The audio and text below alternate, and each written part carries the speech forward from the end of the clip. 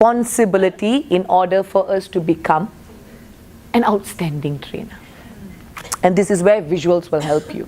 Now, why also visuals are important is because if I don't have any slides, assuming I don't have any slides, all you see is me and my voice, and only my voice. After 72 hours, Forget everything. Yes. you will forget 90% of what happened in this training, which means you only retain about 10%. But it's better even if you don't hear my voice, but if I show you all these images from this slide, guess what? Your chances of remembering after 3 days, which is 72 hours, you will at least remember 35%. Now the magic happens when we combine both. You combine me, my voice, and my slides. You will remember up to 65%. Yeah, correct. Alright? So this is again another concept which I want to speak to you, which again made very popular by Steve Jobs, where he really changed the way we created slides. The world was very used to seeing Bill Gates at that point, because Bill Gates had more Microsoft launches. And I don't know if any of you have seen any of Bill Gates' product or software launch, but he is, you know lah. He has his own style, which is very different. Even though he is in that software market, his slides were never as engaging as somebody like Steve Jobs. So what was the key differentiation? How do you differentiate yourself in terms of your slides? So if you look at this, how many of you know what product this is? Yeah? Yeah.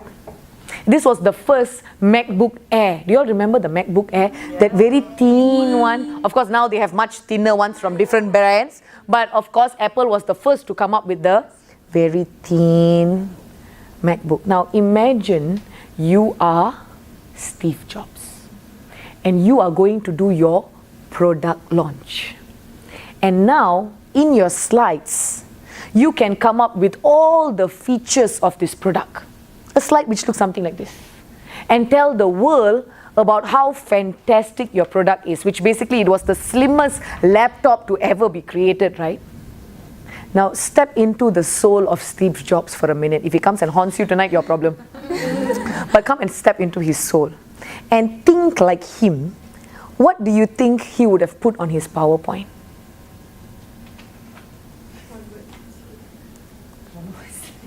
Close? No. Well, what really happened is he walked on stage carrying an envelope and stood in the middle of the stage, and from the envelope he removed the MacBook Air, and on his slide was the envelope. Now you see how the envelope is the hook? Because when he put the picture of the envelope, people are like, envelope? What has the envelope got to do with this product launch? So see how he hooked his audience, and see how something as simple as a picture on the visual can become a hook, and then he walks on stage, elegantly takes out the MacBook Air from this office envelope, and the whole world goes, wow. He was one of the first to come up with this whole concept known as picture superiority effect. Because if whatever you're putting on your slide can be mentioned by you, can be explained by you, it doesn't need to be on your slide. What you want to use your slide for is to keep your audience engaged. This is again where a lot of trainers make a crucial mistake. They end up putting so much on their slide for whose purpose? For their own purpose. Because when they are confused, they can just read from there. Fatal mistake, guys. That goes to show you have not prepared enough.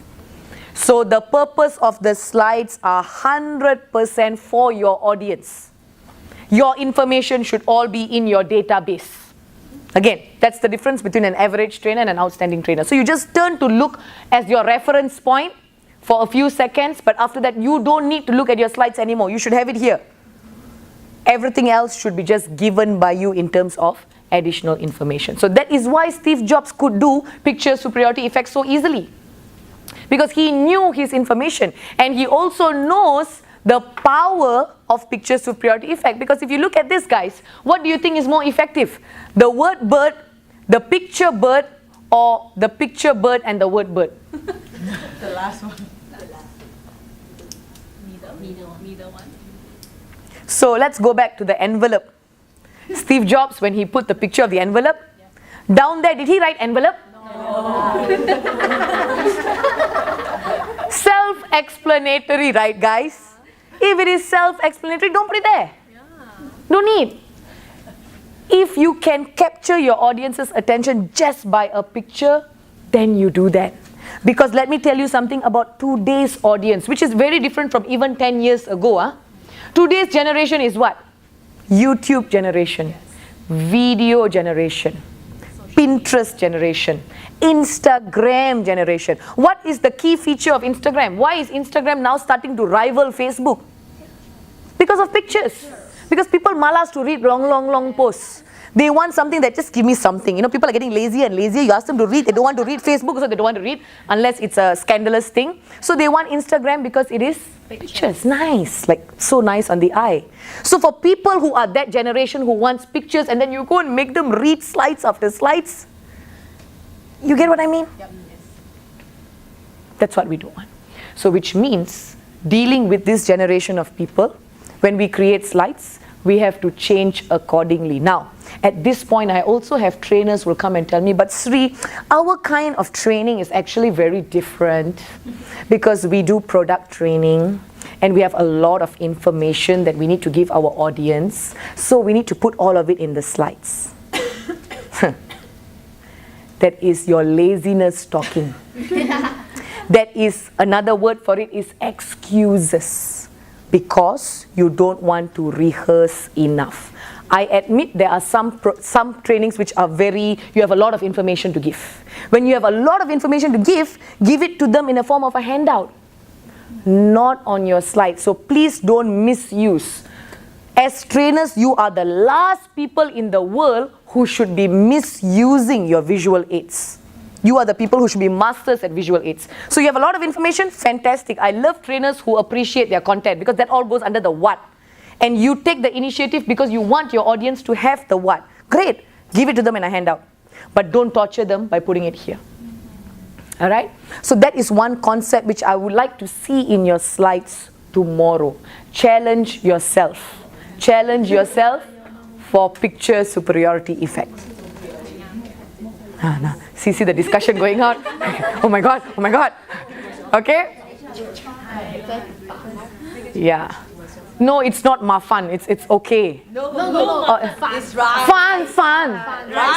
rice. Sick fun. Yes, very good. I speak fantastic. What's this, Cantonese? Yes. Amazing. Okay, so another concept that I would like to share with you, and this is the final concept for this afternoon from Steve Jobs, is this concept known as dress up numbers. Especially if you have to deliver certain numbers, you have to deliver certain statistics, or when you are speaking even to your customers sometimes, there are some special ways that you can actually communicate to them. So let me talk about the example that Steve Jobs gave first. So he is also in pretty much a very technical line. You guys are also in a pretty much in your range a technical line. So when Steve Jobs came up with the iPod, remember what used to be in the market before iPod? Goes to show how young you are. Oh, okay. We know the discount. Walkman and all that.